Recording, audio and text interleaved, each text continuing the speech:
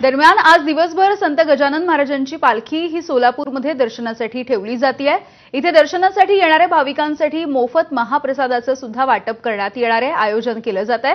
सुमारे 50,000 भाविकांच्या महाप्रसादाची व्यवस्था सोलापूरमध्ये करण्यात आली आहे। दर्शनासाठी भाविकांची अगदी सकाळपासूनच रांग लागली आहे आणि इथला आढावा घेतलाय आमचे प्रतिनिधी आफताब शेख यांनी।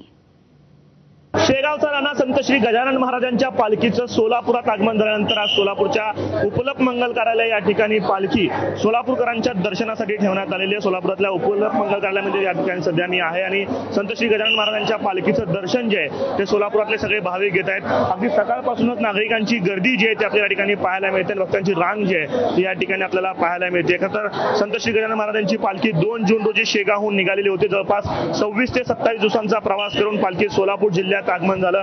तर विठ्ठलाच्या दर्शनासाठी आसुसलेले हे सगळे वारकरी जे आहेत ते आता अवघ्या काही किलोमीटर अंतरावरती पोहोचलेले आहेत आणि 2 ते 3 दिवसामध्ये वारी जी आहे आता ही दिंडी जी आहे ती पंढरपूरला दाखल होईल, विठ्ठलाच्या नगरीत दाखल होईल आणि त्यापूर्वी सोलापूरकर भाविक जे आहेत ते संत श्री गजानन महाराजांच्या पालखीचं दर्शन या ठिकाणी घेत आहेत। तर जवळपास 50,000हून अधिक भाविकांना या ठिकाणी महाप्रसादाची व्यवस्था देखील सोलापूरकर दर्शनी बजावत असतात। काही भाविक आपल्यासोबत आहेत, तुम्ही दर्शनासाठी आलेला आहात, काय अनुभूती आहे?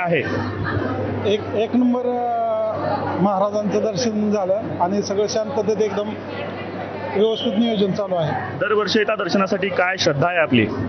नाही, गजानन महाराजांचं म्हणजे भिवू नकोस मी तुझ्या पाठीशी आहे असं सातत्य एकदम छानपैकी आहे। दर्शन आपलं इथं मिळतंय, वारकरी आपण चालत जाऊ शकत नाही तरी इथं तरी आपण दर्शन घेऊ शकतो, हे एक समाधान आहे।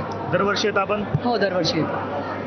तर हे सगळे वारकरी आहेत, सोलापूरातले सगळे भाविक आहेत जे गजानन महाराजांच्या दर्शनासाठी सोलापुरातल्या या उपलप मंगल कार्यालया ठिकाणी आलेले आहेत। कॅमेरा पर्सन युग अगदीसह आफताब शेख, ABP माझा, सोलापूर।